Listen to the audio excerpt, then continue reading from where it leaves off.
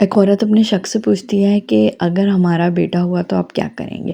تو وہ کہتا ہے کہ اگر میرا بیٹا ہوا تو میں اسے اپنے ساتھ تیراکی سکھاؤں گا، ورزش کراؤں گا، کام کی عادت ڈالوں گا۔ تو عورت ہنستے ہوئے کہتی ہے کہ اگر بیٹی ہوئی تو وہ کہتا ہے کہ اگر بیٹی ہوئی تو اسے مجھے کچھ سکھانے کی ضرورت ہی نہیں ہوگی، وہ الٹا مجھے سکھائے گی کہ میں کیا کروں، کیسے کپڑے پہنوں، کیسی ڈریسنگ کروں، وہ مجھے اپنا ہیرو سمجھے گی بغیر کچھ کیے۔ اپنے مستقبل کے جو بھی شوہر ہوگا یا مستقبل میں جو بھی اس کا لائف پارٹنر ہوگا نا، وہ اس کا ازمپشن یا اس کا آئیڈیل جو ہوگا نا، وہ اس کا باپ ہی ہوگا کہ اس طرح کا ہونا چاہیے۔ تو بیٹیاں جو ہے نا فطرتاً ایک نرم دل لے کے پیدا ہوتی ہیں، لیکن وہ عورت ہنستے ہوئے کہتی کہ اگر آپ کو کیا لگتا ہے کہ اگر بیٹا ہوا تو وہ کیا ہمارا خیال نہیں رکھے گا یا وہ جو ہے ہماری اتنی قدر نہیں کرے گا؟ اس نے کہا ہاں بیٹا بھی کرے گا، لیکن جو ہے لڑکے کو ہمیں یہ سکھانا پڑے گا کہ دوسروں کی لڑکیوں سے ساتھ کس طرح پیش آیا جاتا ہے، ان سے کس طرح محبت کی جاتی ہے۔ لیکن عورت فطرتاً ہی ایک محبت والی جو ہے نا چیز ہے، وہ ہمیشہ جب سے پیدا ہوئی ہے وہ اس گھر میں ہو یا اس گھر میں، اس کا دھیان نہ پیچھے والدین میں ہی اٹکا رہتا ہے۔ کہتے ہیں نا بیٹا تب تک آپ کا بیٹا ہے جب تک اس کی شادی نہیں ہوئی ہے، لیکن بیٹیاں آپ کی ہمیشہ ہی رہتی ہیں، وہ کہیں بھی چلے جائیں، اس شہر رہیں، دوسرے شہر رہیں، اس ملک رہیں، بھلے 100 ملکوں دور رہیں، لیکن ان کے دل میں جو ہے نا محبت ماں باپ کی، وہ ہمیشہ زندہ رہتی ہے۔ ان کی ایک تکلیف پہ وہ تڑپ جاتی ہے اور ان کی ایک آواز پہ ان کا واپس جانے کا نا دل چاہنے لگ جاتا ہے۔ تو جی یہ جو ہے نا ہمارے معاشرے کا المیہ ہے۔ اس عورت کو اگر تو شوہر اچھا مل جاتا ہے تو سسرال اچھا نہیں ملتا، اور اگر سسرال اچھا مل جاتا ہے تو شوہر اچھا نہیں مل جاتا۔ ہر پتے کے نیچے کہتے ہیں نا، جتنے پتے اٹھاؤ گے نیچے سے کوئی نہ کوئی کہانی نکلے گی۔ اسی طرح جب جس عورت کا بھی آپ دل کھول لو گے نا، تو اس کی کہیں نہ کہیں سے نا کوئی نہ کوئی آپ کو سٹوری مل ہی جائے گی۔ کوئی بھی ایسی چیز نہیں ہے یا کوئی بھی کیا کہتے ہیں ایسی عورت نہیں ہے جس کی کوئی کہانی نہ ہو یا جس نے کچھ برداشت نہ کیا ہو۔ ہر عورت نے کسی نہ کسی ٹائم یا کسی نہ کسی جو ہے نا وقت بہت کچھ برداشت کر کے نا ایک مقام پہ پہنچی ہوتی ہے، لیکن اس عورت کو ہم اتنا مضبوط بنا دیتے ہیں، پھر بعد میں کہتے ہیں کہ یہ ڈھیٹ ہو گئی ہے، اس پہ اثر نہیں ہوتا۔ دیکھیں وہ ایک نرم دل سے عورت جب کسی بندے کے حوالے کی جاتی ہے نا، تو اپنے ماں باپ کی واقعی شہزادی ہی ہوتی ہے، جس کی وہ ساری باتیں مانتے ہیں، جو اس کے وہ مشوروں پہ عمل کرتے ہیں۔ لیکن جب وہ دوسرے گھر جاتی ہے تو لوگ اپنے طریقے سے ٹریٹ کرنا شروع کرتے ہیں۔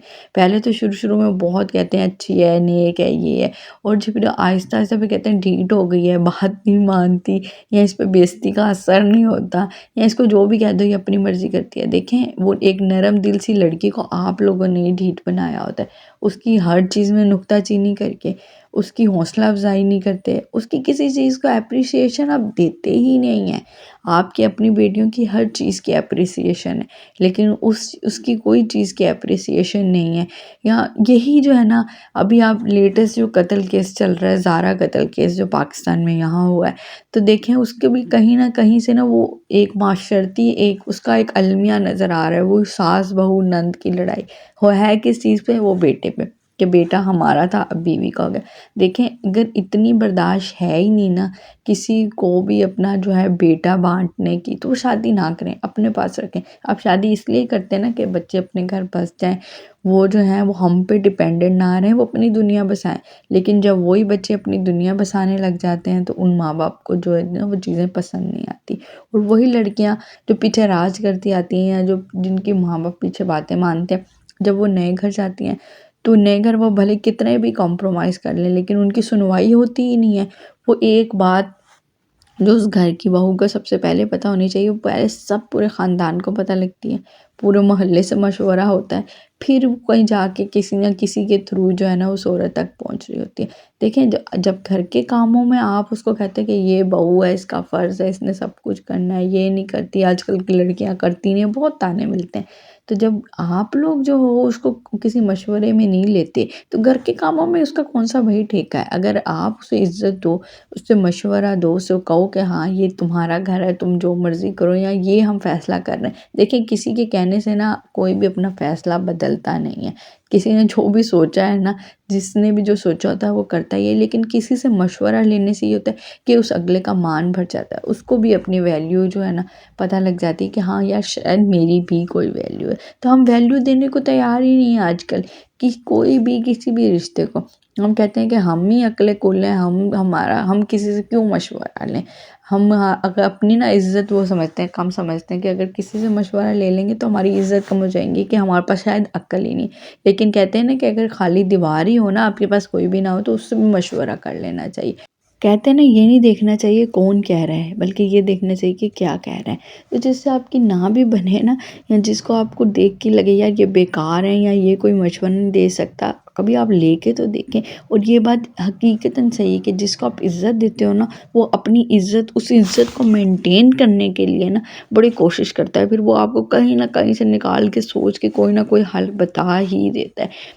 تو بے شک ہم لوگ، لیکن ہم ایک دوسرے کی یہ جو ہمارے معاشرتی رشتے ہیں، ساس، نند، بہو، یا جو بھی معاشرتی بھابیاں، یہ ان میں ایسی ایک ٹسل ہے کہ ہم ایک دوسرے کی بات سننے کو تیار ہی نہیں ہے، یا ایک دوسرے سے مشورہ لینا تو درکنار، ہم ایک دوسرے کو اپنی کوئی بات بتانا بھی پسند نہیں کرتے۔ ہو سکتا ہے کہ ہماری یہ ہے کہ اگر ہم کوئی کر رہے ہیں، یہ نہ ہو کہ کوئی اور بھی وہ کام کر لے، یا یہ نہ ہو کہ اس کے کہنے سے ہمارا وہ کام رک جائے۔ لیکن توکل خدا پہ ہونی چاہیے کہ اگر وہ کام ہونا ہے اور وہ آپ کے لیے بہتر ہے تو وہ ہو ہی جائے گا۔ کسی کے کہنے سے یا کسی کے مشورہ لینے سے وہ کام رکے گا نہیں، لیکن یہ کہ رشتوں میں بہت زیادہ جو ہے نا محبت اور اتفاق قائم ہو جائے گا۔ تو جی آج کل جو بڑھتے کیسز، ہر 6 مہینے بعد کوئی نئی جو بہو ہے وہ ظلم کا شکار ہو رہی ہوتی ہے۔ میں یہ نہیں کہتی کہ سانسیں ہی بری ہیں، بہویں بھی بری ہوں گی، لیکن آپ لانے والیوں کو سپیس دیتے ہی نہیں ہو۔ وہ جو شہزادیاں ہوتی ہیں ان کو آپ لاتے ساتھ زمین پہ ایسے پٹکتے ہو کہ بیچاری سنبھل ہی نہیں پاتی، پھر وہ بھی ٹسل میں جو ان کو سمجھ آتا ہے وہ کرتی جاتی ہیں۔ تو جی دو تالی دونوں ہاتھوں سے بجتی ہے، لیکن بجانا جو ہے نا کوئی ایک بندہ ہی پہلے شروع کرتا ہے۔ تو اس تالی کو نا جہاں سے بجنا شروع ہوئی ہے نا وہیں پہ بند کر دیں، اور اپنی عقل مندی سے نا اپنے گھروں کو سنبھال لیں۔ تو امید کرتی ہوں کہ تھوڑی بہت جو باتیں ہیں نا وہ آپ کی سمجھ میں آئی ہوں گی، اور آج کے بلاگ کو میں یہیں پہ کر دوں گی اینڈ۔ اللہ میاں سب کے گھروں میں سلوک اتفاق قائم رکھے، اور سب کو عقل و شعور دے، اور معاشرے میں جو ہے نا امن قائم کر دے، اور کوئی اور جو ہے نا کسی بھی عورت کے ساتھ کوئی اور ناانصافی نہ ہو۔ آمین۔ ویڈیو کر دیجیے گا لائک، چینل کو کر دیجیے گا سبسکرائب۔ ملوں گی آپ سے نیکسٹ ویڈیو میں۔ اللہ حافظ۔